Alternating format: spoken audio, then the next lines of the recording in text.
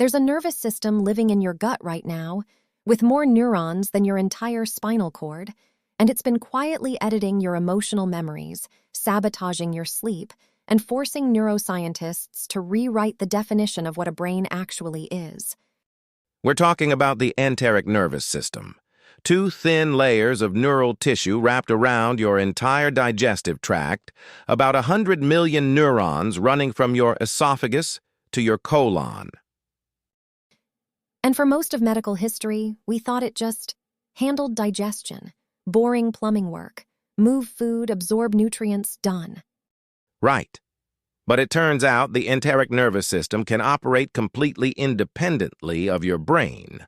Cut the vagus nerve and the main communication highway between gut and brain, and your gut keeps doing its job. No signal needed. Which means it's not a relay station.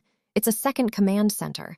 And that reframes everything, because now the question isn't, does the gut talk to the brain? It's, who's actually in charge?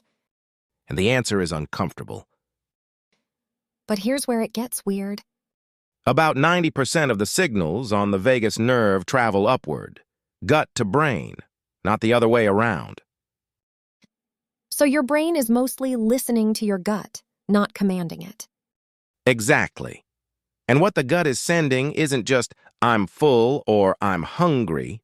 It's transmitting data that shapes mood, anxiety, even how memories get consolidated during sleep.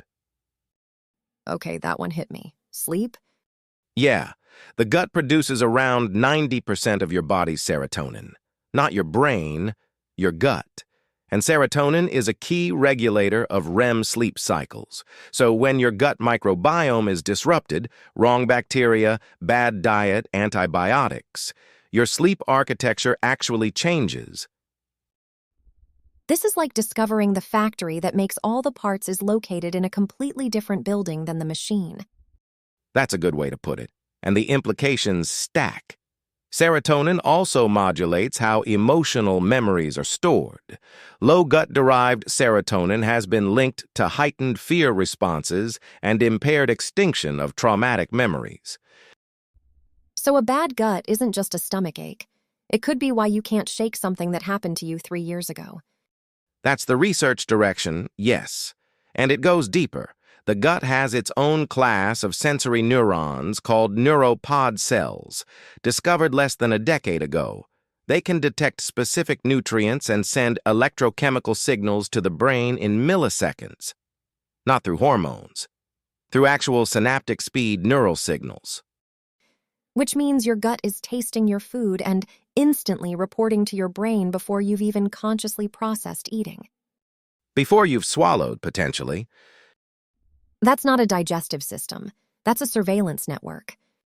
And the microbiome, the trillions of bacteria living in there, they're producing neurotransmitters, metabolites, short-chain fatty acids that cross the blood-brain barrier and directly affect neuroinflammation. There are studies linking gut microbiome composition to Parkinson's, Alzheimer's, depression, autism spectrum conditions.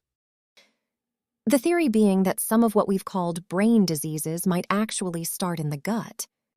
In some cases, Parkinson's-related protein misfolding, alpha-synuclein aggregation, appears in gut neurons years before it shows up in the brain. The disease may be traveling up the vagus nerve.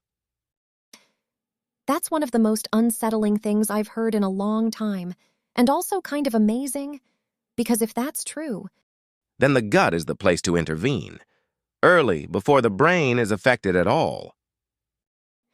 But here's the part that keeps me up at night. If the gut is this deeply wired into cognition, mood, memory, and the onset of neurodegenerative disease, then we've been designing psychiatric and neurological medicine while ignoring half the system. More than half, probably.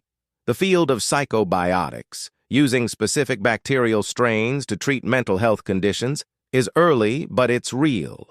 Clinical trials are running on gut-targeted interventions for depression and anxiety.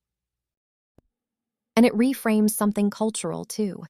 Every tradition that ever said, trust your gut or gut feeling, they were pointing at something neurologically literal.